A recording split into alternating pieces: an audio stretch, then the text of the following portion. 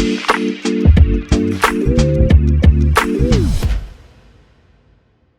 right, hello, and welcome back to another episode of the Chase Thomas Podcast, where I'm still the aforementioned Chase Thomas, coming to you live from Knoxville, Tennessee. Over there, just a little bit of ways, over there in Los Angeles, California, my good friend, 49ers Hubs, Evan Sowards. Evan, good evening, sir. How are you? I'm doing well, man. How are you? Not too bad. It's a rare Falcons W week here on the podcast after 2 weeks of just pain with a capital P. I got to experience some rare joy for this Falcon season. Went undefeated over the weekend with my Tennessee Volunteers and Atlanta Falcons. It was a great football watching weekend for me. Tennessee had a great game. You must have been hyped. I was there. I was in the building. It was incredible. We'll say a little bit different because I broke my foot a little over a week ago. So, wait, before the wedding? Yeah. Of course you did. Yeah. Of course you did. I've literally never broken a bone in my life, Evan. Yeah. And as you know, I'm a runner and was on like mile 3, wrapping up my run. I was literally like 0.25 miles from my house. And was stepping off the ledge, when I say ledge, like a little crease in the sidewalk to cross from one side of the street to the other, and got caught up, planted extremely hard on my left foot, went forward way too far, and popped really loudly as I was, I had noise-canceling headphones on, like those Beats ones that are pretty strong, and I heard the pop pretty loud. Oh. So I'm glad I had those on because I don't know what the sound would have been like if I didn't have anything, because it scared the crap out of me, and went and got it checked out. Have a navicular stress fracture in my left foot. Wait, hold on. Did you boot it for the wedding? No, it was not. That was not going to happen. So I sucked it up for the rehearsal dinner on Friday and for the wedding. I mean, I wouldn't have been able to put on my suit. How bad? Well, you would have just cut the pant leg. How bad was it without the boot? Huh? How bad was it without the boot? I mean, it was. I'm a warrior, man. When you get into a marriage, man, it's not just about you anymore. You got to make sacrifices. Oh, I get it. But this is uncharted territory. I don't know if I've ever heard about. This is like a football player playing in the playoffs, the Super Bowl. This is like the game of the year, the only game that matters. I mean, that's what the wedding is. You only get married once, hopefully. Like statistically. Yeah. Well, hold on. I'm a week and a half in, Evan. Oh no. Chase Thomas will be married to the same female, same woman, same lady for the rest of his life. There's no doubt about it in my mind. I would agree. And it was an awesome night. It was an awesome wedding. But yeah, I mean, we went boot city come honeymoon time. So then I just had to get through the next day. But like, I will say, and I don't want to like, I got really mad at the photographers at the end of the night because the last thing they asked me to do, and they were amazing. Like, this was not really their fault, but they like encouraged me to dip my wife at the end of the night, like as we were leaving after the sparklers and everything. After you've been on your feet all night. And if you know anything about dipping, you have to plant your foot and you have to put a lot of weight, not just your own, but your significant other's weight along with it. I just, because everyone's cheering and everyone at the wedding did not know that I broke my foot. So they did not know I was just like, just really gritting it out here to get through this. And they did it. When I say that I've never come so close to just yelling the F word out, just one of the most insane screams came very close to happening at the end of my wedding because it hurt so bad. And I got halfway down and was like, nope. And I was like, we gotta go. We're going away. I've got to go ice this. I'm going to start crying in front of these people. This has to stop. This night is over. I hope you guys had a great time. This is it for me. I got to get out of here. But yeah, it's been weird because I've never broken anything. And it's also just very frustrating.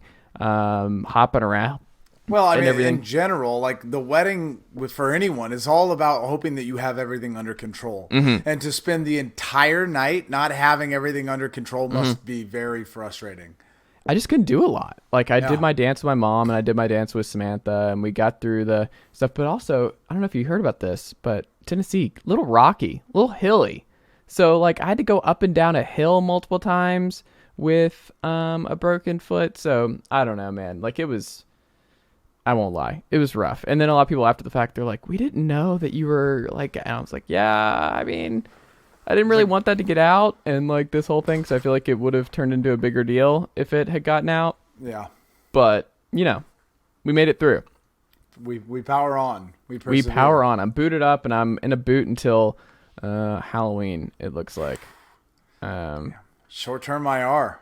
Short-term IR. And that's the other thing, too, is like when you read about like different, because I was looking at different players, like Derrick Henry broke his, remember last year he was out 2 months because he broke a foot in his foot, right? Right.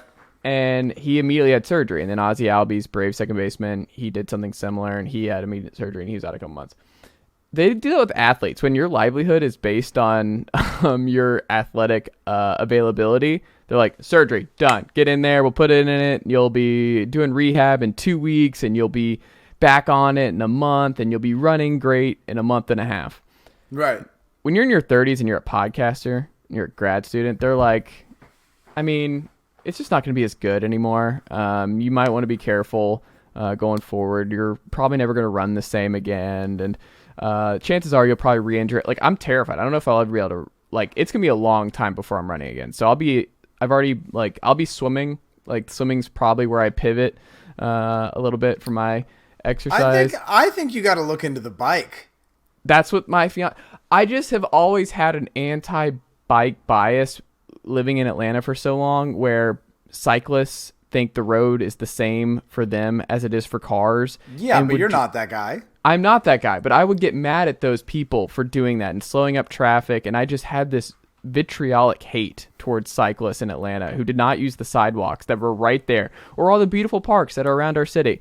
And they would just ride on like traffic. Like we're in 5 o'clock traffic and they're just riding on the highway. Yeah. Just riding. What are you doing? You're not that guy though. So you ain't got to worry about that. Can't do the outfits either. Like the skin tight look that those guys do. I can't do. I'll tell you this. I've been working out every day of my life, literally like 6 to 7 days a week for the last 8 years. And the best shape I've ever been in was when I was living in Santa Monica and I sold my car and the gym was 4 miles away. Mm. And I biked 4 miles there and back, so 8 miles total. I remember this era. We were potting at this point. Yeah, of course. But like that was literally the best shape of my life. When I was riding that bike every single day. I don't think there was a single percentage of fat on my body.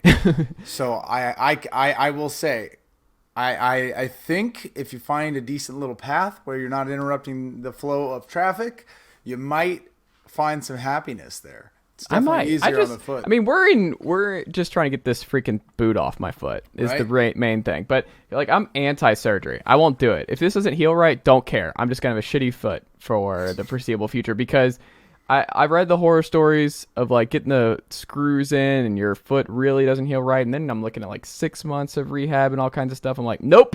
Unless it's gonna kill me, I'm not doing surgery. So I'm doing the boot for as long as I can, but I'm not doing it. I'm not an athlete. I'm not going down that road and being in a boot for like Christmas and doing the whole. No, not doing it. I got to graduate in December. I'm not walking and all that. No.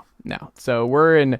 It's also what you'll find, Evan, is people will give their medical advice and their medical history to you when you're in a boot, where they'll tell you. It's like a way of connecting, where strangers will be like, "Oh, what'd you do?" Well, here's what I did, and then spend 15 minutes telling you about how they hurt themselves previously. And no one does the same thing. That's what I've also realized, is whatever the doctor tells these people to do, everyone just kind of comes up with their own treatment options. They're just like, well, the doctor said this, and then I did this, or the doctor that. It's like no one actually follows any of the same advice. Everyone's doing their own thing in this world. Well, I mean, I think the one thing I will say that I can attest to wholeheartedly, especially with a girlfriend who is currently studying to get into medical school, and she started today, by the way, at orthopedic surgery for sports medicine. So maybe I can hook you up. No, because I don't want surgery. It's the exact opposite of what I'm looking for. So we're definitely not talking to her about any of this, because they're like, oh, no, we'll get you in there, in and out, 45 minutes, you'll be fine. It is not. the barrier of entry for medical school is not as high as you think. Let me just say that. That's not reassuring, Evan. No? Yeah. It also is a business where they want you in there. Surgery is expensive. It's good for the companies. It's good for the hospitals. Good for the surgeons. They want to do that. God, we're getting old. We're now talking about the racket that is healthcare. Well, Evan, you since we have been away, we did not do last week's show on account of me being on my honeymoon, but you had an experience that I think we should touch on before we get into this weekend's games and our experience with the NFL this weekend. But you were on the field. I was watching this on my phone. I'm like at dinner with my wife. And I'm like, do I comment? And I'm like, I don't want to start this because I feel like I'm supposed to be present, but I'm also like seeing this and I'm like, why is Evan on the field? Why is Evan doing this? Like, I kind of need to understand what's going on right now. So I did not reach out because I was like, I got to stay away. I got to be off the grid for the week. And I stayed off the grid, but you were the most difficult person for me not to be like, Evan, what is going on here? Why are you now San Francisco 49er fan number one? What's happened since I've been gone? Yeah, man, it was crazy. I'm not going to lie. I'm not going to pretend for 1 second like it wasn't it was incredible. But plainly put, me and my girlfriend Sarah got to join the great folks at the Seattle Faithful 49ers fan group, who I have done podcasts with Alex Carson, who runs that fan group for many years. He is a good friend. He is family to me at this point.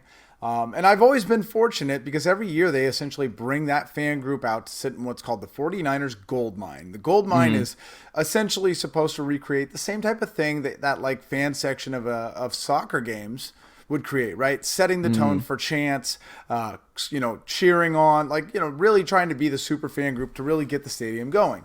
And I got to say, shout out to Nick Clark, who is the person in charge of fan engagement for the 49ers, whether it be on road games, doing fan meetups at bar, some different bars in the cities, or if it's at the home games, leading this. And so I got to go just in general. And being that I love these people very much, the last time we went, Alex Carson, who runs the 49ers Faithful group, went out for trivia during halftime. They have some people come out. He went on the field, and they gave him some hard questions, and he bombed terrifically. What was one of the questions? Did you know the answers, or would you have bombed too? I think I wouldn't have gotten them all wrong because one of the questions, Jerry Rice was the answer, and he didn't say Jerry Rice. And when in doubt, that's rough. Answer Jerry Rice, right? And I don't think I would have made that mistake, but he did. So long story short, they have invited me this time. And I think in part just because, I like to think I represent myself as a 49ers fan well. But also I think that, Alex was excited to see me potentially fail the way he did. Set me up for success. He had hidden motives here. 100%. So, they go, hey, we're at halftime, a little bit before halftime, we're going to bring you down. And so they took me down and through the locker rooms where they all walk through. Did you see anybody? The game was still going when I was. Oh, I thought it was at halftime. Oh, so they were still going on. Down.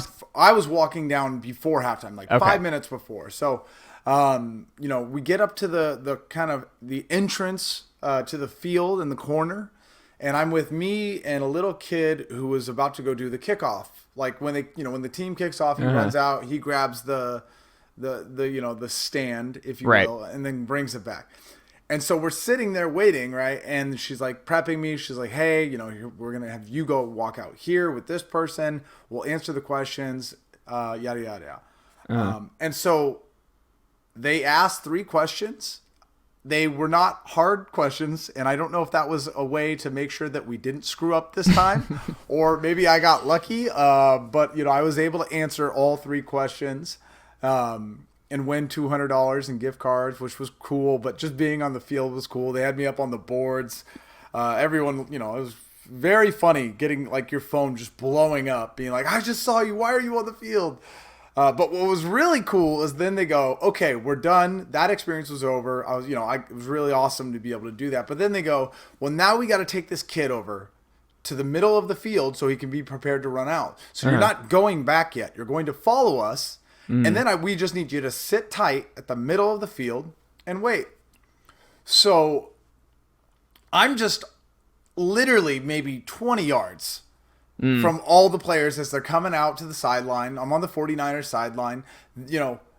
Spencer Burford, who's the new guard that we drafted this year, is up on the bike, getting warmed up. Mike McGlinchey, the right tackle's walking over. He's the largest human being I've ever seen in my life. And I was just sitting there for like 10 minutes, just on what felt like forever on the field.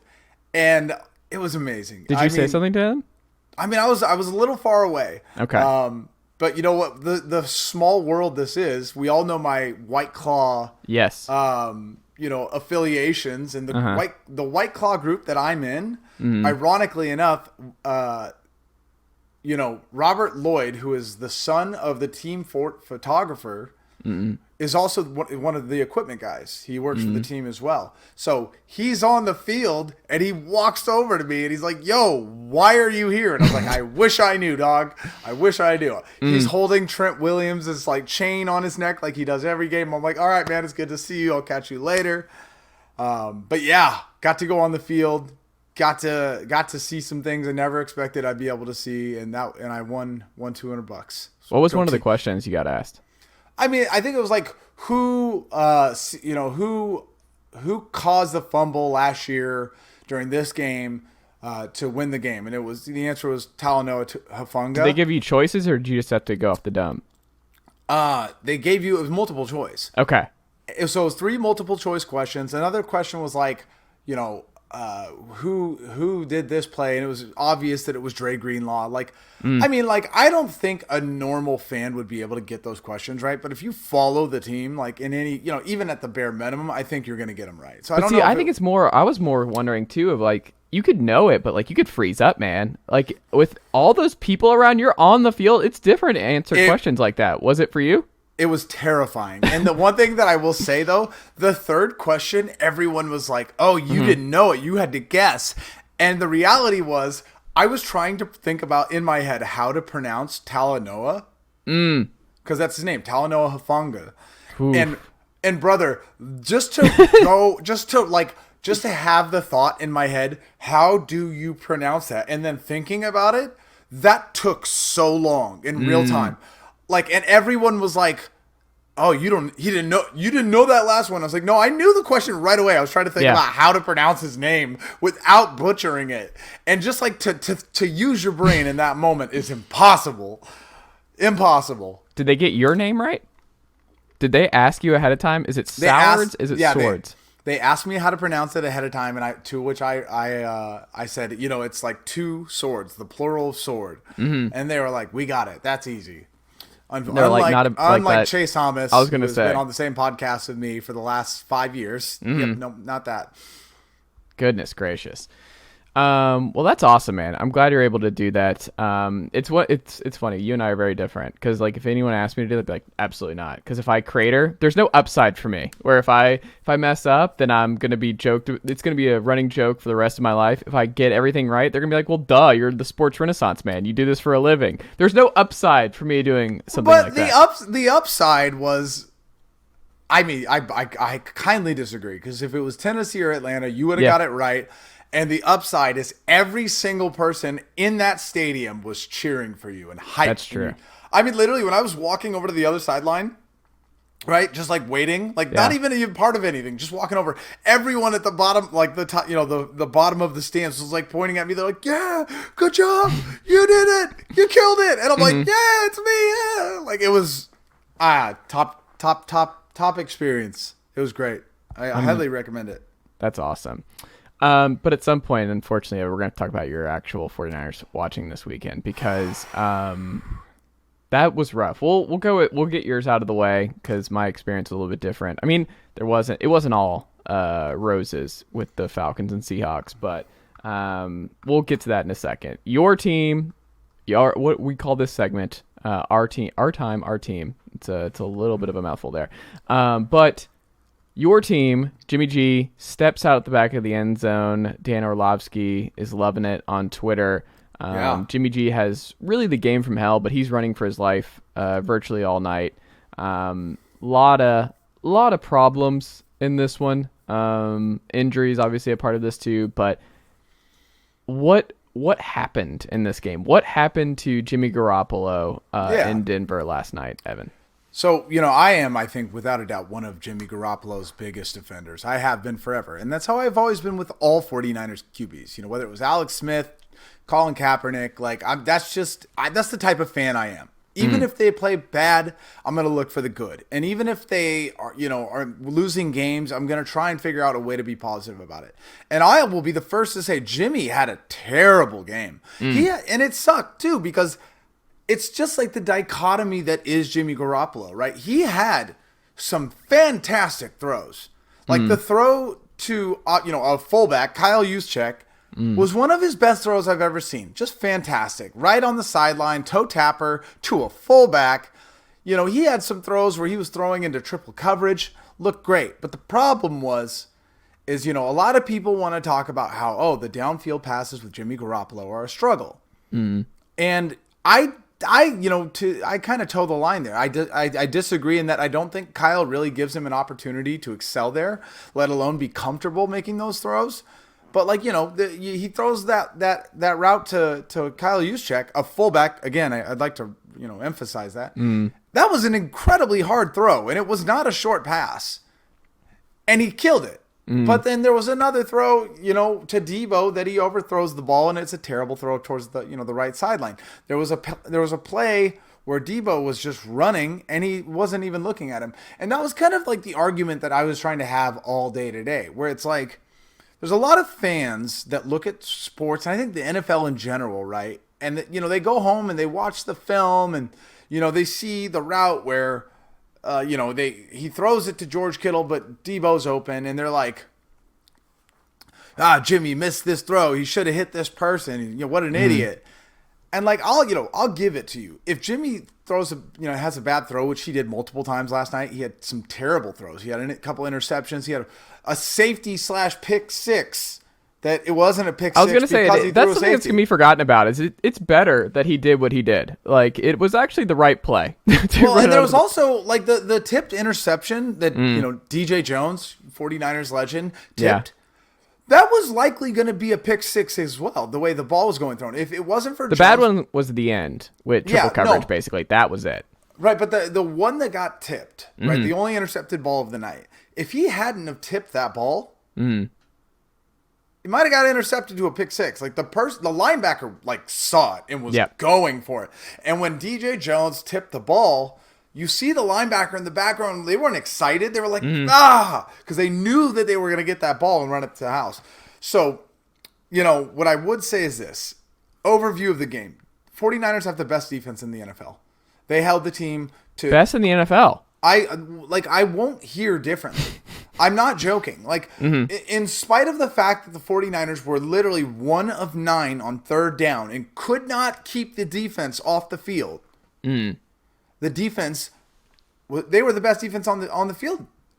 If it wasn't for Jimmy Garoppolo throwing an absolutely terrible ball that got tipped and got picked and gave them really incredible field goal position, which allowed Melvin Gordon to run from the 1-yard line, the Broncos were nowhere near scoring last night. So you don't seem like you're all that concerned long term with the Niners. You think this was just the game from hell? I think I don't even know that it was game from hell. Some people, and I try to be as much as I'm a homer, I try to be realistic with my thoughts. And some people think that, well, hey, Jimmy didn't have the playbook all off season. Jimmy wasn't practicing with the team, right? Jimmy was convinced he was leaving. Yeah. Some people think that, hey, Jimmy's rusty. We didn't have him practicing. Yeah. I as a Jimmy supporter, and even I'm like, well, dude, he's been with the team for 5 years. You think he doesn't know the playbook hasn't changed? He's right. Come on. So he's also got financial incentives to be as ready to go as humanly possible. Every game counts significantly for Jimmy Garoppolo and he also played much better against Seattle. Yeah. Everybody after playing Seattle this week, Evan, everyone's going to play good against this team. Seattle is a lot of fun to get your offense back on track. It's a good time. I wish we could play him all year long. Yeah. But yeah, I wouldn't say I'm worried because I do think that the 49ers defense is suffocating. Their linebackers, you got to remember, the 49ers defense going as far back to 2011 with Alex Smith always had decent corner play and decent safety play. And it was the front four, the front seven that allowed them to do things that were absolutely incredible on defense. That's not the case this year. They have that same strong front defensive line, and they also have really good corner play. DeAndre Lenore, who, go Ducks, who basically didn't play last year, came in and replaced the nickel over rookie Sam Womack. K'Wan Williams, who also was on the Broncos this game, who basically had, I think the play that really won him the game. Lenore played fantastic in the nickel spot. One of the like low key best signings in free agency last year, Charvarius Ward from the Chiefs. There was a play that Russell Wilson did his Russell Wilson magic and tossed the ball that Ward batted down with the most athletic play I've ever seen from a 49ers corner. I guarantee Russell Wilson's that's never happened to me in the 800 times I've beat the 49ers. Every single time he threw that play, it was a guarantee that they were going to catch the ball. But this is different. It's a different year. And so the 49ers defense is fantastic. Nick Bosa is insane. I think he really will genuinely be competing with Micah Parsons this year for Defensive Player of the Year. And the corner play is fantastic. You've got rookies stepping up. It's incredible. But none of that matters if Jimmy can't get the ball in the end zone. Did Kyle call a bad game, though? Yeah, absolutely. And that's the thing nobody wants to talk about. Everyone wants to talk about how Jimmy, obviously, and by the way, Jimmy, that was really dumb to get a safety called on you in the end zone. But, people said it during the game, and then Kyle admitted to it afterwards. He's like, I shouldn't have called a screen. That was my bad. I put him in a terrible position because where are you going to go? And the punting was, by the way, one of the best punting games I think I've ever seen. The small storyline that it is. That was the third time that game. What was it, 18 total punts in this game? Yeah, but 3 times that the ball was on the 1 yard line for a team. So the other time the 49ers had the ball on the 1, they ran it and they got 3 or 4 yards and got out of there a little bit to give them some breathing room. This time Kyle calls a screen and Jimmy's doing the best that he can. Now, this is kind of what I'm really confused about. Jimmy's best throws are in the middle. If you look statistically, if you look at the grid of the NFL field, where Jimmy does the best, it's down the middle. Where does George Kittle the most dangerous? Kittle in the middle, right? It's literally it rhymes. We use it all the time. George Kittle had 5 targets last night, but it really felt like 2. I understand that he was coming back. That's fair. It's his first game back. But they said he was trying to go back week 1. I'm sure he was. The man's a menace, but you got to ease him back into this. If you're and if that is the case, you can't lose him too. You just lost Lance. You got to keep this. You just lost Trent Williams. Yeah. And I get it. If that's the point, sure. But I do think genuinely that Kyle Shanahan, for whatever reason, whether he hates Jimmy, whether he doesn't like what he can do with Jimmy, or whether he's just outthinking himself, I think Kyle is really, Deebo Samuel, 5 carries last night for 1.6 yards. Do you think that maybe those targets could have been useful going to Kittle instead of trying? Dude, running Deebo last year was genius. It worked fantastic. It was beautiful. And, Deebo arguably also had some great runs week 1 and 2. But this time, when they needed to score, this defense was ready for it. And I think that's the factor here, is if you're going to play a good defense, they're going to understand what Kyle Shanahan wants to do. And I think Kyle is stubborn, and I don't know that he's actually out here really adjusting. Couldn't be my team. Cordero Patterson, elite last year, elite this year. He is, I think he had a career high running the football yesterday, all over the Seahawks defense. That game was wild. My teams just don't really punt anymore, Evan Sowards. I don't know if you knew this or not, but Tennessee and the Atlanta Falcons, the punting is no longer in the playbook. But And Marcus Mariota, he had a bad pick at the end, but Arthur Smith took credit for that. Geno Smith still carved up this Falcon secondary for most of the night. There's a lot of issues. Casey Hayward had a really, really rough game, and they went at him a lot. Richie Grant, though, pop in, which is great. The game-sealing interception. Mikael Walker was really good in this one. Rashaan Evans had dropped like 2 picks. Grady Jarrett coming through at the very end with a big-time sack. There were some positives. The pass rush still just isn't there.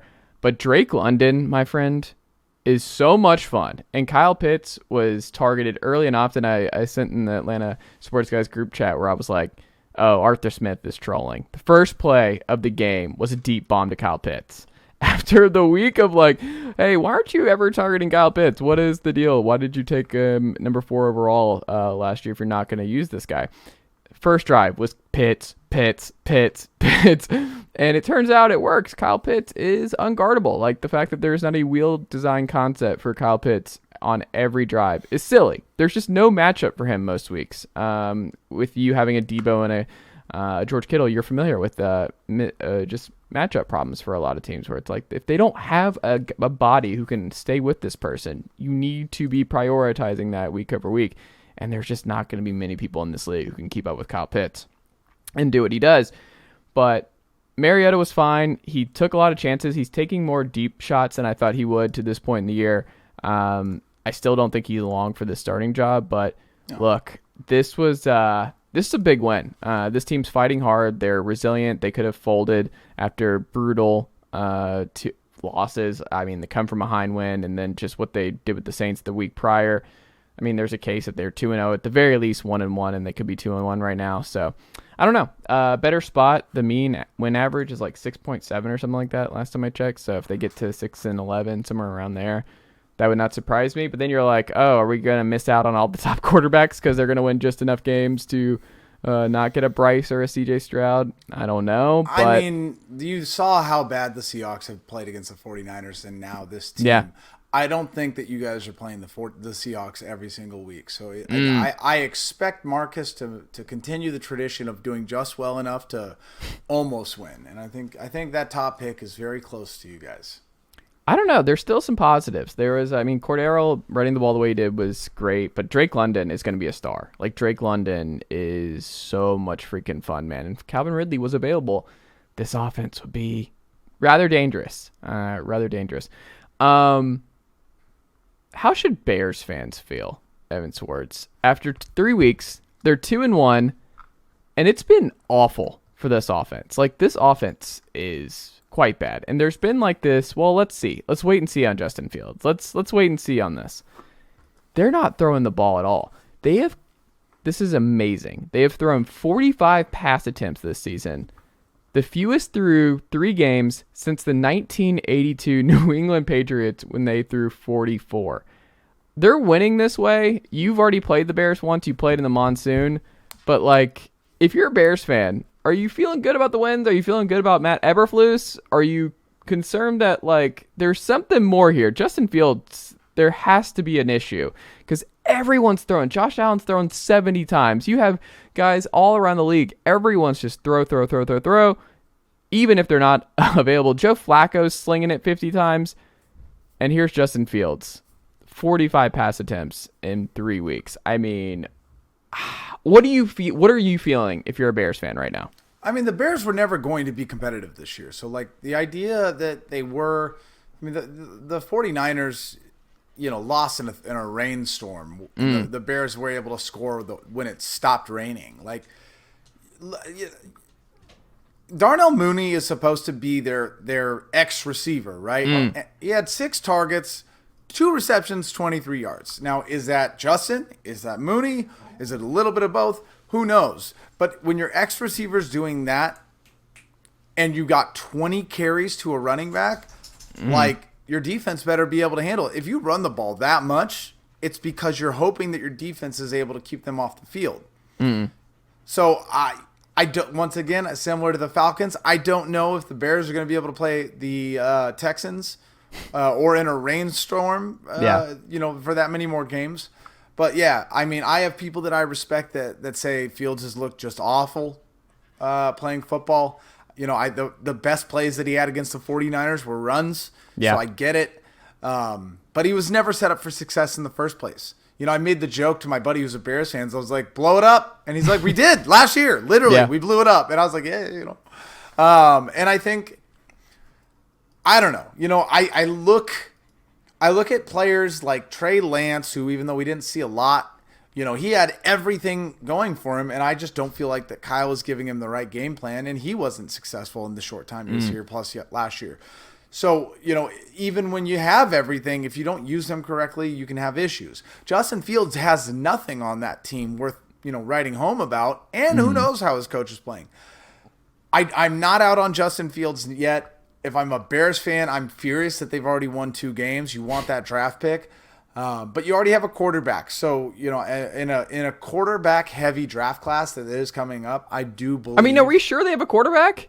I do. I think so. Justin Fields is a fantastic guy. You got to give him time. Quote, this is what he said after the game to Courtney Cronin of ESPN. Quote, straight up, I just played, I don't want to say the A word, but I played like trash. Really just got to be better.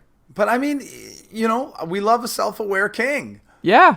We do. I want Justin Fields. A local Atlanta kid, went to, I think, Harrison High School back home. I want Justin Fields to succeed. He completed 8 of 17 passes for 106 yards. He took 5 sacks in this game. There are 2 picks. It's the Texans. Tier 2. The Texans have, I think, a sneaky good defense this year, so I'm not surprised that they were able to get 5 sacks. But yeah, once again, another thing that I don't know that we're talking about enough is every year, the first 2 or 3 games in the NFL, nothing makes sense. Everything's sloppy. People are just still getting ready. I think that's the most this year that it's ever been. There are plenty of teams right now that have winning records that are bad teams. There are plenty of teams with losing records that are good teams. There's a lot of things that don't make sense. The only thing that does make sense is that the really bad teams are bad. Yeah. Some teams really had to save their years. Like the Colts are almost in do or die. Like they were in do or die time and had to really scrape by against the Chiefs. And we'll talk about that in a second. But the Raiders falling to 0-3. We'll pour one out for your Los Angeles Chargers, where I might need to cut up my tape for our preseason prediction pods and everything I've said about the Chargers and what's going on in Los Angeles. The Theo and Evan team up conversation from a few weeks ago, where I was like, let's see them healthy for a full year. Let's see it happen. Rashawn Slater, gone for the year. Elite left tackle, gone for the year. J.C. Jackson's been out. Derwin, you go up and down the list. Herbert's now banged up. There's something cursed about the Los Angeles Chargers. And every year, we're like, yeah, if we can turn off injuries, yeah, buy the Charger stock. Right. But it's not going to happen. The Chargers are just... It's not happening, Evan. And I feel bad for your guy, Justin Herbert, because he had another insane throw in this one in the beatdown, the Jaguars, where Trevor Lawrence is now just very much a top 10 quarterback in this league. And it's pretty amazing, the crimes that Urban Meyer and that staff committed last year with Trevor Lawrence, because this is how good he is immediately. Post Urban Meyer is insane, but goodness gracious. Is it a crime or is it the best thing that literally could have happened to him? Is it experiencing that best thing that literally could have happened to him? Because here we are, and everyone made fun of the Christian Kirk signing. I didn't. I said it raised the floor. Raised the floor. Right, Zay Jones, all those guys, yeah. Everyone made fun of it, and the man has been one of the best receivers in the league. Yeah. And much as I want to talk about how I want to talk about how the Chargers, it does suck, right? Slater, Bosa. Dude, fire that head coach tomorrow after making Justin Herbert go in and throw 45 times, playing into the fourth quarter down 21 points, down 21 points. He's playing in that game. So absolutely, I don't know Justin why Herbert shouldn't have even played in that game. Take the L. Yeah. But no, of course they got. How much worse off is Justin Herbert going to be now after he threw 45 times with broken ribs? So I totally agree. But I think my point was how much I would like to talk about the Jaguars. What I said something, and I said it, and I meant it. I said that my most likely player out of the quarterbacks that got drafted for failing was Trevor Lawrence, and the reason why was because the organization. And then, of course, they go out and they bring Urban Meyer in what is the worst thing I've ever seen in my life. And then they recalibrate, right? They bring in Doug Peterson, who is one of the safest head coaching hires. He's got a history with working with Nick Foles, won a Super Bowl. They bring in another person to co-GM, essentially, to fix the bulky mess that it is, right? So, like, you know, it's like I was right, but you were too, where it was like they really did destroy him from an organizational standpoint, but then they immediately fixed it. So yeah, I'm excited. I want guys like, you know, Trevor Lawrence. I want guys like Andrew Luck. I want guys like that to have the ability to thrive and be the person that we think they are pre-draft. And Trevor Lawrence looks like he is. James Robinson came off an an Achilles tear. James Robinson's one of the best running backs in the NFL. He's the only running back that's had a touchdown in every single game so far this year. Travis Etienne, pretty good blocker. He's actually doing not only a great job as a runner, but he's also doing a great job as a passer. 3 for 30, averaging 10 yards a reception. I mean, these things are working out for the team. And I'm excited for him. I would love to see Trevor Lawrence thrive. And I think the Jaguars, if any team in the NFL deserves to be a competitive team, it's the Jaguars, man. That Miles Jack year that they had in the playoffs, that they had to go to the playoffs with Blaine Gabbert, like, dog, they deserve Blake this. Bortles. Same thing. How dare you assume that they're not the same thing? Wasn't Gabbert a Niner at one point? 49ers legend Blaine Gabbert? Yeah, he was. Yeah. Was that a Chip Kelly year? Was that a Chip Kelly era? Yeah, he was the backup to Colin Kaepernick. There you go.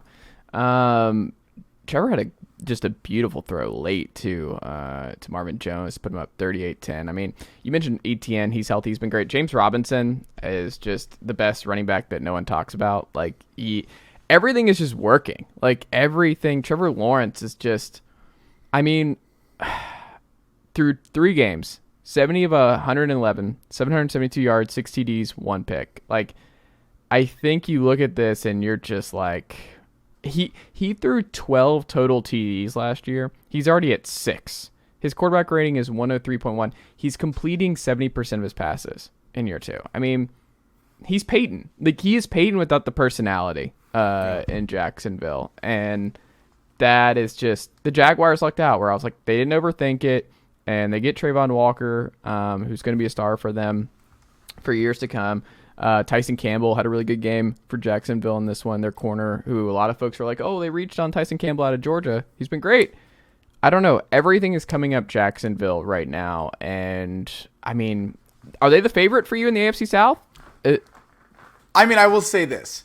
They are absolutely going to compete for the AFC South. But, like, as bad as the Colts played week 1 and 2, you don't go in and beat the Chiefs and at least have us. I mean, we at least have to go, okay, well, you know, let's wait. So you're not even throwing the Titans in the conversation anymore. I never was. I told you that. Yeah, I said well, that your best friend's one. Titans guy. I was giving you an opportunity to make him up. I was trying to tell him to join the 40. You could be a 49ers fan. I've been telling him that for years. Yeah. No, absolutely not. The Titans will never go anywhere with Ryan Tannehill as the quarterback. He never will. I mean, I'd argue that they should have just kept Mariota the whole time, never done anything with Tannehill. I mean, they got just number 1 seed with Tannehill. Number 1 seed in the AFC last year. Yeah, and how are they doing this year? I mean, yeah, I mean, it's all falling down. Like, it's all coming apart. But it's really hard to win with those kind of guys for a sustained period of time in the NFL. And I think just the buck is due for a guy like Ryan Tannehill. And Trevor Lawrence is here. David Smills is obviously not the guy in Houston. We're figuring that out. And Matt Ryan getting back on track in Indianapolis. And we'll see what happens there. The Titans, though, they did beat the Raiders. And the Raiders are now the only 0-3 team in the NFL. Shout out to my coworkers, Darren Waller and Max Crosby. They deserve better here at Blue Wire because they Max Crosby, I have a stat for you. He had a sack and 4 hurries in just 25 pass rush snaps in this one against the Titans, which came down the last minute. Max Collins or Hollins, I forget which one it was. Mac Hollins or Collins, I can't remember if it's Collins or Hollins. I'm just going to keep saying that really fast. But he was really great in this one. But I mean, the Raiders, this is bonkers from Raiders beat. They do not have a sack from anyone outside of Max Crosby through 3 games. I mean, that's rough, man. It's just the Raiders. I mean, this is bad. The Raiders are now, and honestly, just the AFC West that we were so wondering. It's like, are they gonna get 3 playoff teams? I don't know if this is an overreaction, Evan, but like they're gonna be lucky. They're just gonna get their 1. It looks like. Because the Broncos, I don't know how anyone is feeling good about Nathaniel Hackett and this Broncos offense through 3 weeks. I don't know how anyone's feeling good about the Chargers' injuries and what's happening to them right now. The Raiders are 0-3. We know how hard it is to climb out of that hole, starting that way. It's really just the Chiefs by default. The AFC West might just already be a dumpster fire. I mean, the Broncos' defense is absolutely fantastic. Yeah. Patrick Surtain was good. And I will say this. I can confidently say this, that I am right, that Russell Wilson played one of his worst football games ever last night. Was that because of the Niners' number 1 defense, in your opinion, or do you think he looks different? He's just on the back end of his career. That's the thing. I think it was the Niners' defense. Because what I will say is a guy who has been tormented by Russell Wilson for the better part of a decade. I saw last night, at the end of the game, that same Russell Wilson that is always there lingering. And as long as that guy is in that body, as long as that guy exists, I'm not counting the Broncos out, especially with that defense. I said it before, I'll say it again. The beginning of the season is weird. And Hackett is a bad coach. I think that's very obvious. He's way in over his head. They were trying to get Aaron Rodgers there, so they hired Hackett as like maybe a bargaining chip. But no, he's in over his head. I think the sooner that they let Russell Wilson just kind of take over, the better. But yeah, I mean, I don't know that they're going to be as dominant as I thought they were, but like, dog, that defense is good.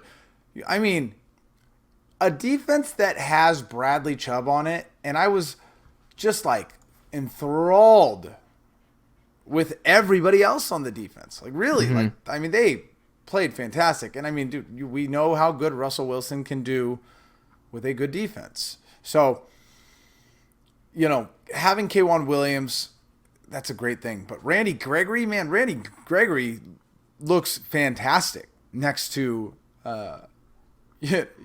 Bradley Chubb. So I don't know. We'll see. But I'm not counting the Packers out yet. No, for sure. No, not Packers, the Broncos, sorry. Yeah, I mean, the Raiders are just done. I don't know. This just looks like an absolute mess. Devontae Adams, 7 catches for 48 yards the last 2 weeks. I mean, by the way, what did I say? You were right about the Raiders. Yeah. I mean, come on, man. I didn't have them winning the division. I just said that they had the highest floor. Where I was like, I just don't see them just being bad. I didn't see a case for them being bad. They're bad. Well, I mean, also too, can we talk about how many times Josh McDaniels has threatened these poor teams about coming out and being a head coach, and Indianapolis almost made that mistake, and then here we are, and the Raiders finally signed this. You know, finally Josh McDaniels comes out to be a head coach, and he looks terrible. Like how many wins would the Raiders have right now if they would have kept the special teams coach, interim head coach? I don't know. That's tough. They played harder for him than they do Josh McDaniels. I mean, Patrick Graham, I think, he's the one who needs to be feeling some heat a little bit right now. The 0-3, because, I mean, Derek Carr hasn't been great, but the offensive line's been bad, and that's been a big part of this. But Max Crosby cannot be the only one generating any pressure. Like, that cannot be it. And they have too many weapons on offense to be where they're at. I mean, Raiders, man, it's rough. I didn't have Josh McDaniels first coach fired, but they also brought in Ziegler. They just brought in a bunch of Pats guys. Like, I think he's safe for a while. I don't think He's and speaking of you mentioned the Packers. I think that's where the special teams coach went, right? Isn't Rich Rasica the special teams coach over there in Green Bay? Another thing, Baltimore Ravens. Doug Keed, who does a great job for PFF, had a really good piece on the Ravens beating down the Pats on the road yesterday. He said, quote, "The Baltimore Ravens quarterback is the first player in NFL history with back-to-back games of over 100 yards rushing and at least 3 touchdown passes. He's the first player in the Super Bowl era with 10-plus passing touchdowns and 100-plus rushing yards in the first 3 games of a season. He joins Cam Newton and Randall Cunningham as the only players in NFL history to throw 4 touchdown passes and rush for 100 yards in a single game." Yeah. Is he your MVP leader right now?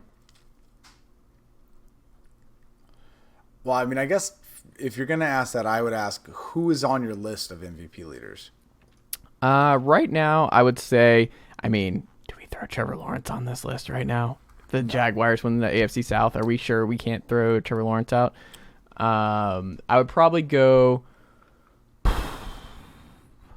Let me think. Definitely not Tom Brady. Probably Josh Allen. The Eagles is tough because Jalen Hurts probably deserves to be on this, but that's just the whole team effort. You could sell me on Justin Jefferson being on this list. Lamar, obviously. So let me just say this. Trevor Lawrence. To me, Lamar Jackson is number 1 for me for MVP right now. And I think if you're only going off week 3, I can see Aaron Rodgers getting back into that conversation because he always is. It's just hard. He's won, what, 2 in a row? Mm-hmm. Yeah, it's hard to see that. But Hurts is playing fantastic, but he's just not the best player on that team, let alone the MVP of the league. Like Devontae Smith, I don't know if you saw some of the catches he was bringing in yesterday. Devontae Smith was insane. And do you understand as a 49ers fan how absolutely frustrating it is to see Devontae Smith and A.J. Brown kill it and also have Dallas Goedert, who's a pretty decent tight end. He's a good tight end. He's top 10. Right. Very much so agree. But do you understand how frustrating it is to see that with Jalen Hurts, who's supposed to be a decent at best quarterback? Why can't Kyle Shanahan is a offensive genius. Mm-hmm. Why can't he use his players? Do you think that George Kittle, Deebo Samuel, and Brandon Ayuk on any other team? Don't you think even if the quarterback sucked, they'd still find a way to get him the ball? I look at the Eagles, and I see Devontae Smith just killing it. I see A.J. Brown killing it. I'm like, dog, the 49ers should have that. Mm-hmm. So it's a bit frustrating.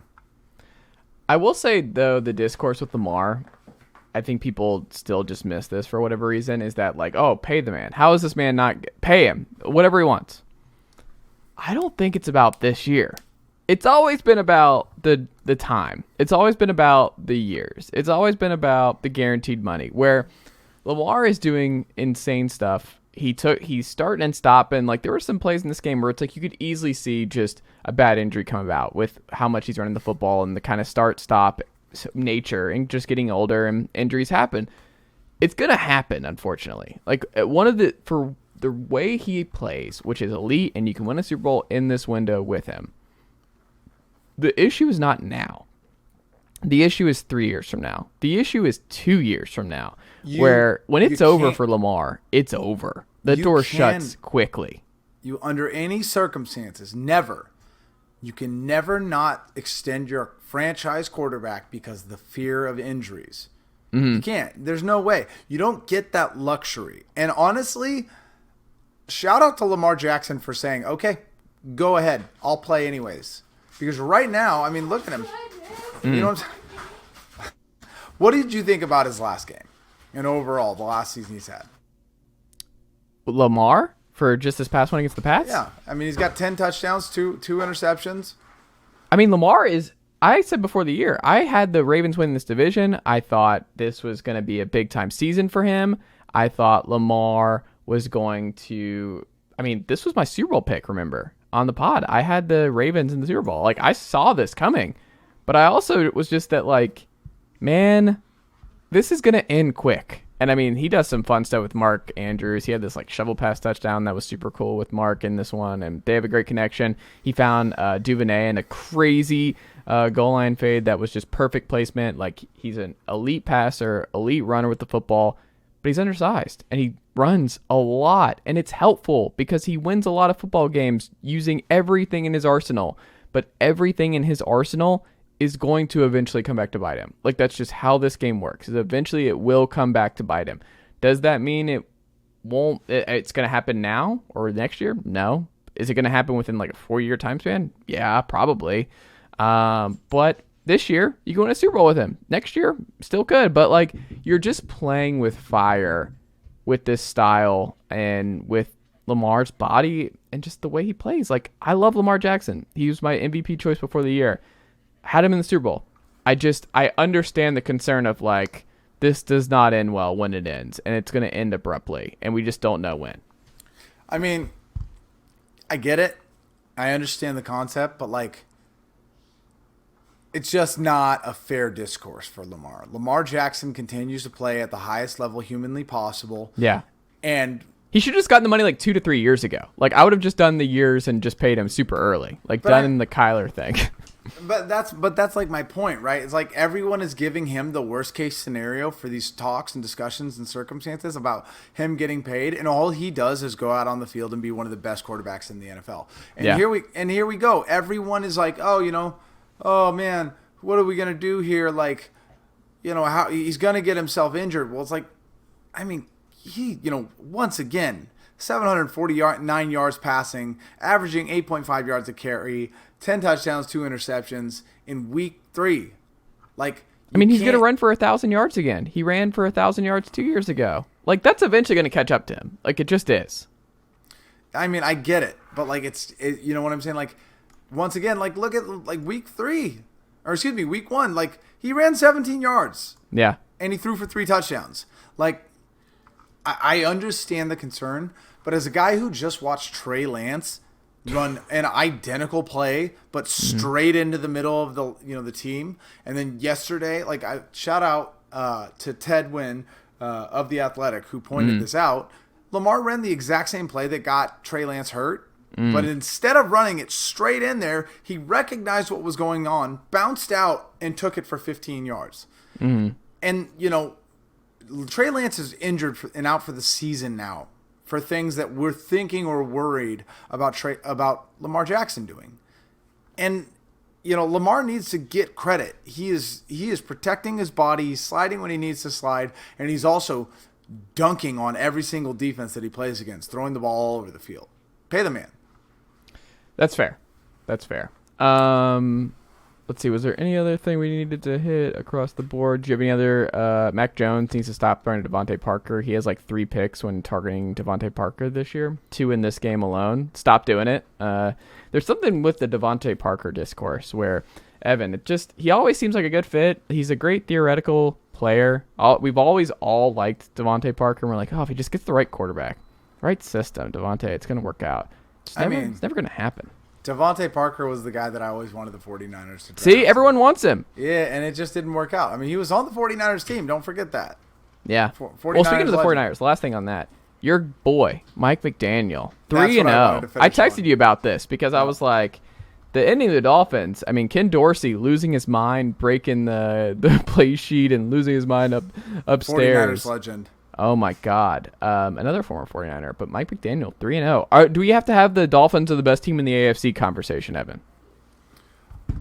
I mean, nothing makes me reminisce of the 49ers and Jim Harbaugh quite like Mike McDaniel right now. You look at Mike McDaniel, who goes in with a team that has the talent, that has a quarterback that no one believed in, and he walks in and he goes, I believe in you. And I think this team can compete. And I think there's something to say about coaches who, like, this was my overall thought so far on Mike McDaniels. if you're going to be an asshole like Bill Belichick, you better win, right? And if you're going to be nice to players, you better be smart enough, right, to actually be able to coach a team. But you can't be one or the other. Like, you know what I'm saying? Like, you can't be an asshole and not win games, right? But here's Mike McDaniel, who's one of the nicest guys in football, super positive, believes in his players, gives them the benefit of the doubt, goes for it on fourth down because I believe in my players. And he also is incredibly smart and knows how to scheme football games. And guess what? It works.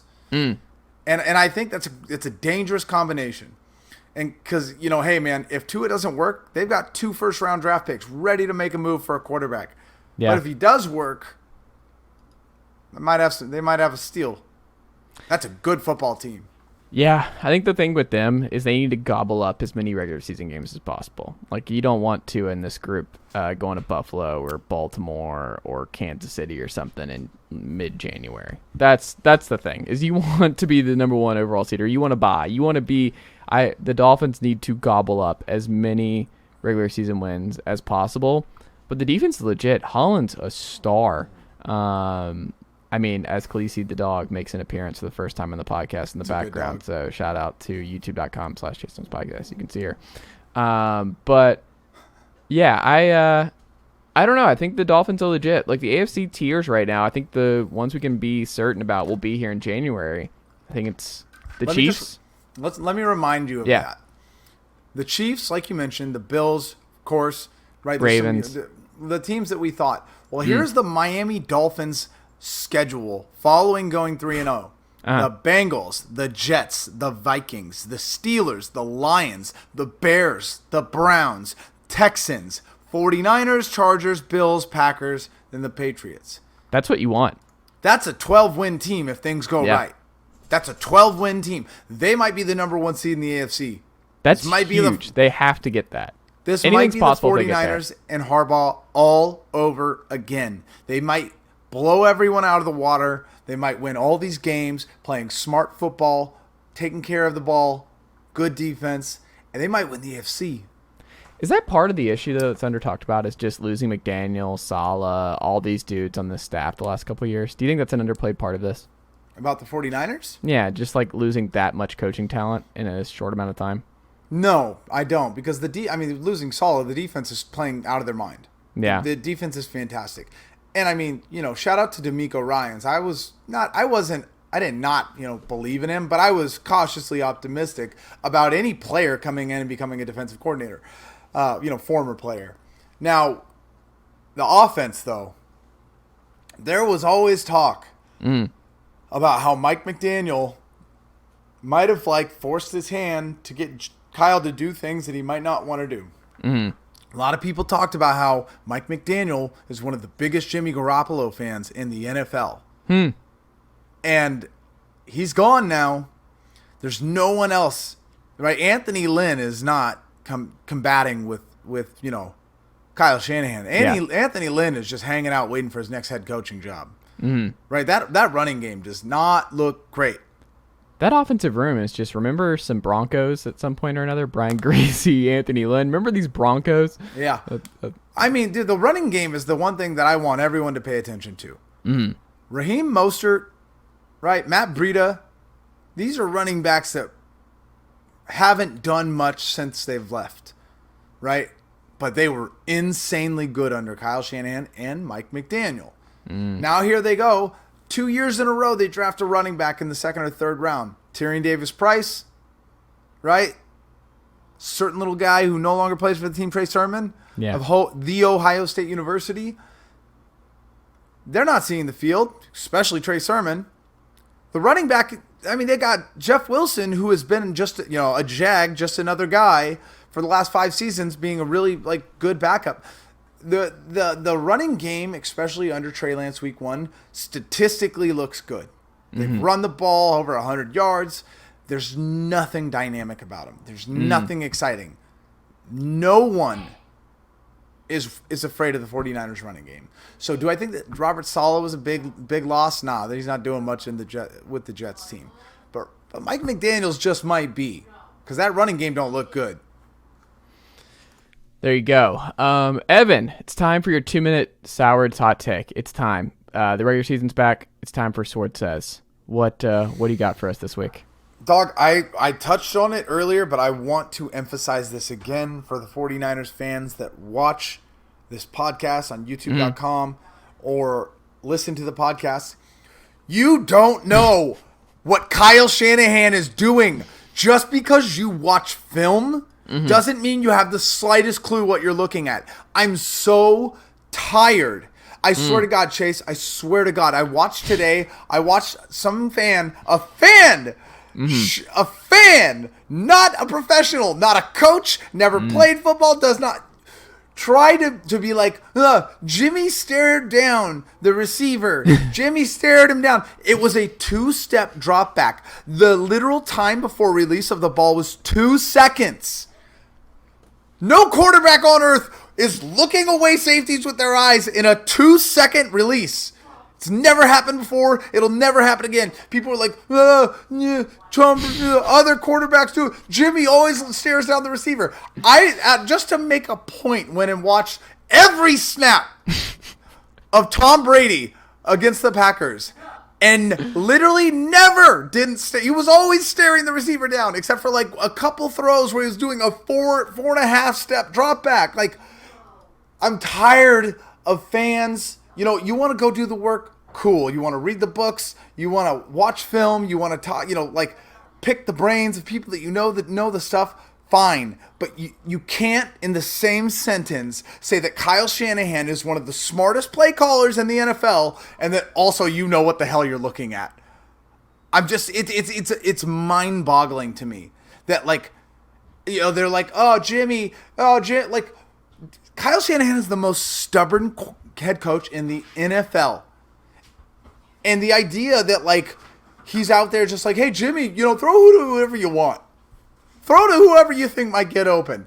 No, Kyle is looking at Jimmy every time before the snap with a knife in his hand going, if you throw it to anyone other than who I tell you to, I will stab you.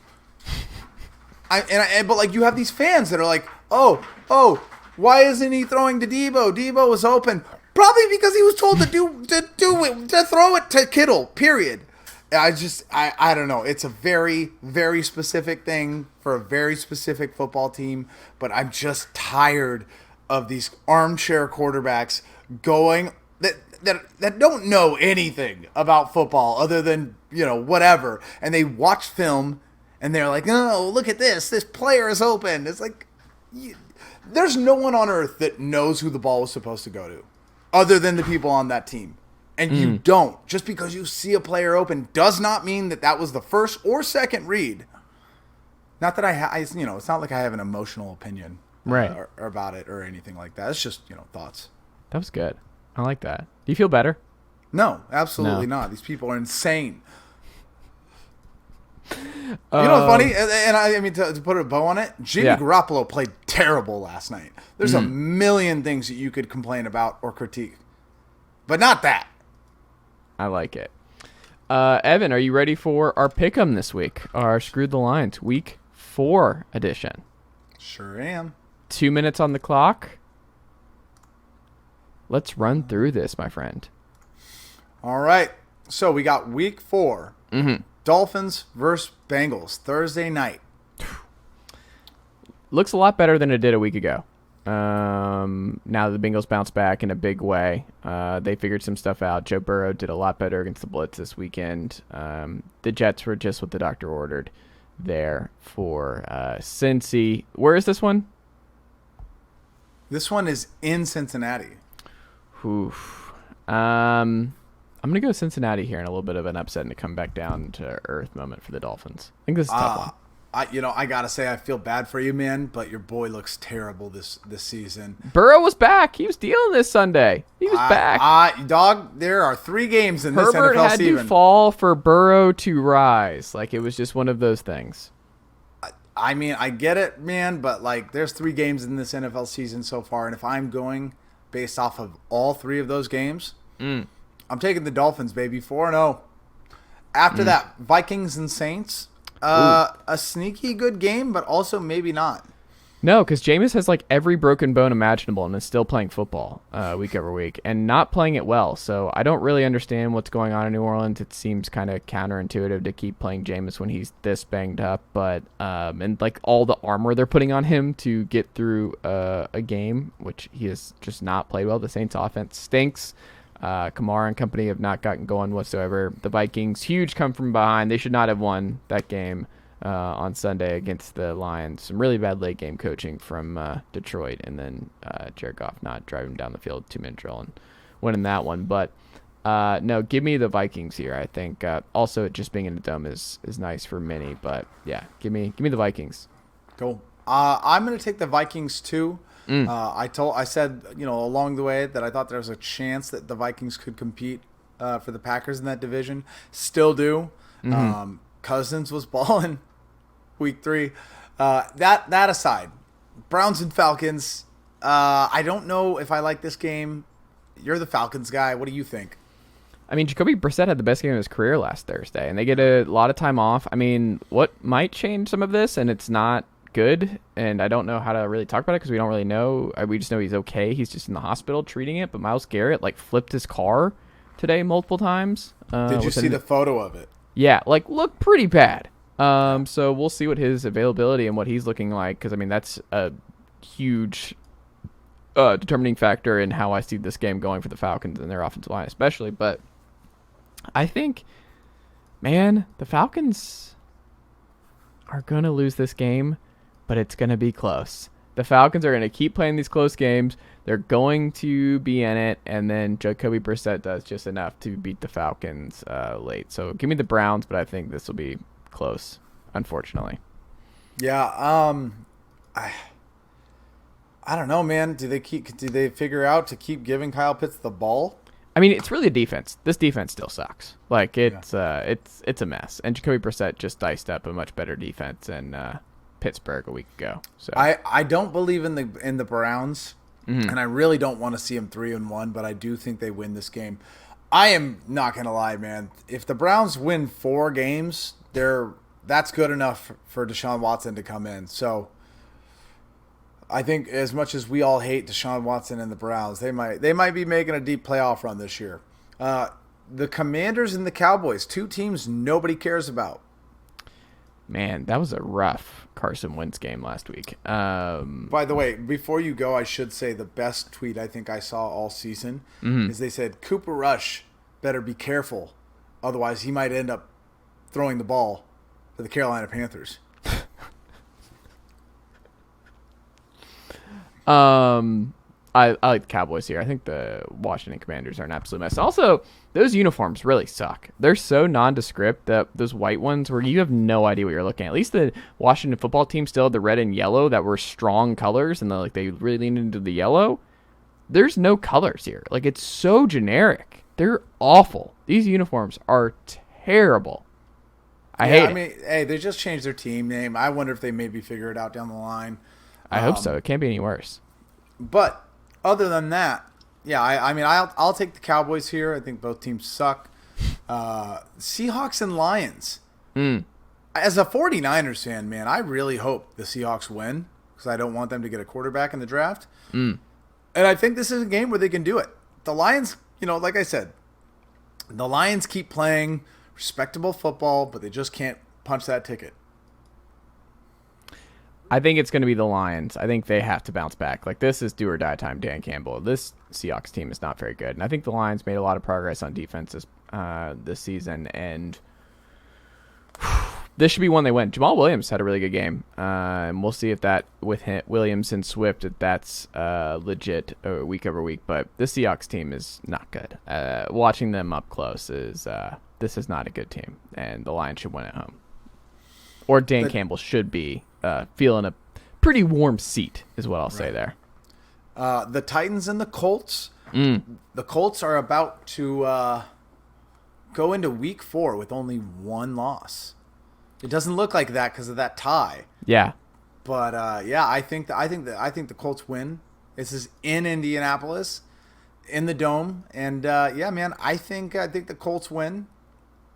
What about you? I think the Titans win this game. I'm still not convinced by the Colts, man. Like, the Chiefs had a terrible game from hell. They couldn't pass protect. They couldn't run the ball. The Colts defense is good, but I don't know. I think the Titans survived a little bit.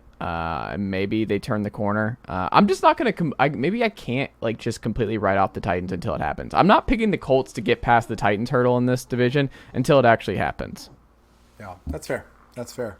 Bears and Giants. That game's going to be rough. I don't want to watch any bit of that, but give me the Giants. Man, if the Giants win tonight, we're recording this on Monday Night Football and I'm at tape, so they could be 4-0 after 4 weeks. That would be preposterous, but that's definitely in the cards.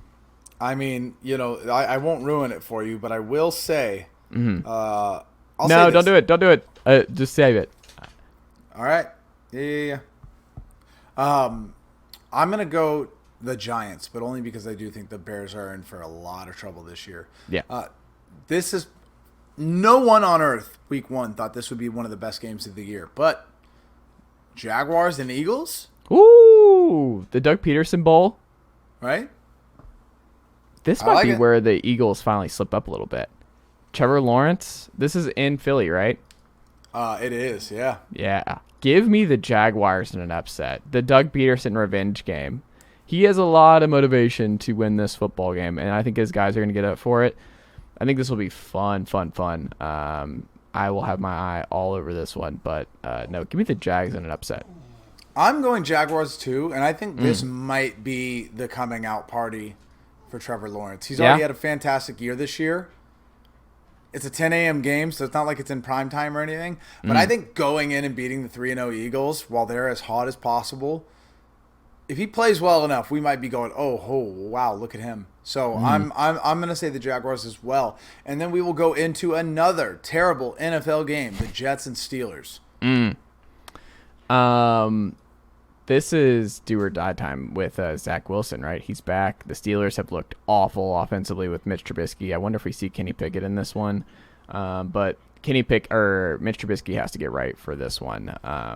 It's rough through 3 weeks. George Pickens really did not. There was I think Jarrett Bailey quote tweeted it from earlier. We're very upset at a read that Trubisky made earlier, and still just too much talent on that offense not to be doing more with Matt Canada and that group. So give me the Steelers at home, but it looks like Zach Wilson might play. So I'm very interested to see how that one goes. But yeah, give me the Steelers. That's outstanding, man. Next, I think, and by the way, I also agree. Mitch Trubisky shouldn't have even been the starter, but it's probably good for the team that he did long term.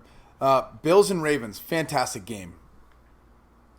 This is going to be fun. Definitely the game of the week for me in Baltimore, but I think this is a Bills get-right game. Losing their safety for the year. I always get them mixed up. Hyde or Poyer. It's Hyde, right? Who's out for the year with the neck thing. Mike Hyde, yeah. So that's a tough loss for them, but they had a lot of dudes out. Ed Oliver was out this past week, but I think they'll get some guys back, and I think they'll bounce back. I don't think the Bills go on a 2-game losing streak here. I think they win in Baltimore. Cool. I would say that, especially with Micah Hyde out for the year, I think it's going to be a fantastic game for the Lamar Jackson, and I'm going for the Ravens. Okay. Chargers and Texans. Who is the quarterback for the Chargers this week? I mean, I think Herbert's still going to play. I hope he's okay to play. Well, it's the Texans, so it's just what the doctor ordered. If he is and he's healthy, they are rolling the Texans. I'll take the Chargers. I'm going to take the Chargers. Like, you can't. The Texans are awful. They are an awful football team. So give me the Chargers. By the way, little update while we're here. Myles Garrett is up and alert and responsive, but no information on his injuries at this time. Okay. That was from his agent, Nicole Lynn. Cardinals and Panthers. Another sneaky, terrible game. Cardinals, man. I don't know. I'm reserving all the Cardinals judgment until Hop plays. Like, Brown was targeted 40-something% of the time to this point by Kyler. I want to see what they look like with Hop and Brown. Let me just get there in Ertz. Let's just get there, because the defense has been okay. They kept the Rams mostly in check in that one. They forced some big time turnovers. I'm just waiting. Like, give me a little bit more time on the Cardinals, but I think they win this one. The Panthers, that was the Saints offense just broken. So give me the Cardinals a win in Carolina here. Cool. Yeah, I mean, I can't stress it enough. These teams are so disappointing on both ends of the spectrum. Panthers are so bad, though. I'm going to take the Cardinals. Patriots and Packers. Woo! No Mac Jones. This is going to be one of the worst losses the Patriots have had in the last decade, I think. Oof. I agree. I think the Packers won big. No Mac Jones especially. Like, I think they get blown out in Lambeau. Yep. The Broncos and Raiders come up next, and I think this is exactly what Russell Wilson needs. Coming off a big win against a good 49ers defense, he gets to play the 0-3 Raiders. I think everyone will be a little less You're going afraid. 0-4 Oakland or 0-4 Vegas? Yeah, what? Oh, man. The Raiders are bad, dude. I know, but I can't do it. I'm not a Broncos believer. I just am betting against the Broncos until it happens. This needs to end. Derek Carr is going to play a fantastic defense. Mm-hmm. Josh Jacobs has less than 75 yards a game. This is not the running game that they need in order to be successful. They've got no defense right now. Russell Wilson's still got that magic in him. They're gonna win. Give me the Raiders. I think 0-4 is just disastrous. They're gonna I'm not a better duo than Chase Thomas believing in bad teams. Hey, it's what we do. I have years of conditioning with Atlanta and Tennessee. Chiefs and Bucks for the Sunday night game. Actually, love that one. Could be a good game. Personally, I think the Chiefs are the better team here. Tom Brady doesn't look that great anymore. I'm out on Tom Brady. I think it's here. Everyone is so big on Tom Brady. I think he's out on right now. That man is not having fun. Last year, Tom Brady looked good, but the team wasn't good enough to win. I think it's the same thing this year. Tom Brady can play good football, but he doesn't have the defense that is going to be needed to win these football games. I'm taking the Chiefs. I'm going Bucks at home, man. I think they bounce back. That defense is legit. They caused all sorts of problems for Aaron Rodgers and that Green Bay team this week, and they were dealing with a lot of injuries. We'll see what gets back. A full week of Cole Beasley in practice. We'll see if he makes a difference for them, but they just need to get healthy. Julio's out for a while. I don't know. I think they just need to get healthy on that side of the ball and give Gronk a call. Gronk needs to be back sooner rather than later. And then finally, so that your sweet dog can you hear Khaleesi right now? The whole time. Amazing. It's so great. It's so the great. wife is cooking and she smells the fish, the salmon I think being cooked right now, and is absolutely losing her mind. I don't know why the wife put her in here, but she's I didn't know you heard this. Okay. Yeah. But just so we can get her out and moving into happiness, let's go the last game, which I have nothing to say about. I will not be making a pick. I don't care. You got to make a pick. 49ers and Rams. I think 49ers, right? It's at home. I'm going to take the Niners. The defense played so well. But my God, dude, if they go 1-4 or 1-3, if Jimmy looks bad again, if the running game looks bad again, I'm worried. That's fair. Give me the Niners as well. I think you know the difference is between you and I. I think you just have a lot of respect for the home games. I do. No. I look at it before it. I'm just like, I mean, if you go like 50-50 or less than that, I think you're making a mistake. I do have a lot of respect for the home games. And that's fair. I don't think there's anything wrong with that. I just think I don't know that I'm exactly the same. My bread and butter is like 7-10. Where like I want to do at least seven home every week and figure out where I'm going to go on the rip a little bit. Evan Sowards, as we wrap up here, what do the good folks do who are subscribed to this very podcast? Well, it's funny you say that because for once I actually have some fairly exciting stuff. So tomorrow at 11 a.m., I will be hosting from the 49ers website a fan engagement. It's going to be called Live with Evan Sowards. Wow. And I will be on the 49ers team website doing my best to not swear like I do on this podcast. And I'll be answering questions from a live audience of fans online. I'll be talking a little bit about next week. I'm going to try and not talk about the last game as much as possible, but Lord knows that will not be easy. So see me out there. How to get unbanned from Twitter, unsuspend your account, like how to come back from the dead, everything. I'm back, This baby. is going to be amazing. I can't believe they're handing it over to you. That's incredible. Godspeed. Well, go do that. Lock that in. You'll be hearing this the day of, so make sure you lock that in and join Evan and all the good folks over there in Niners country. Evan Sowards, thank you as always, my friend, and I will talk to you next week. All right. Take care.